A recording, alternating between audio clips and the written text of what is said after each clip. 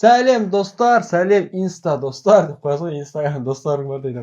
Жалпы инстаграмдағы оқырмандар, құрметті оқырмандар, қалайсыздар? Менің жалпы есептерім жайлап келе жатыр деп ойлаймыз. Біртіндеп шүкір алла деп қоямыз. Мына жерде бір есеп бар екен. Тыңдап кетейік. Бұл есеп пайызға қатысты есеп. Егер сен пайыздарда қиналатын болсаң, менің курсымда пайыздар туралы өте керемет жақсы сабақтар бар. Курс жайында төменде айтылған номерге хабарлассаң болады. Бағасы 2600 теңге, заттың арзандатылғаннан кейінгі бағасы 2210 теңге болды. Зат неше процентке арзандатылған анықтаңыз. Құдай-ау, өте өмірде бір зат арзандайды екен ғой. Есепте осы деп арзандап жатыр. Қараңызшы.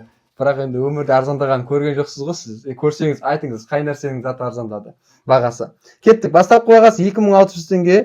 2600 теңге, ол бізде 100% болып есептеледі. Оны біз 2210 теңгеге сатып аламыз. Қанша пайызға арзандағанын білу үшін x деп белгілейміз. X-ті табу үшін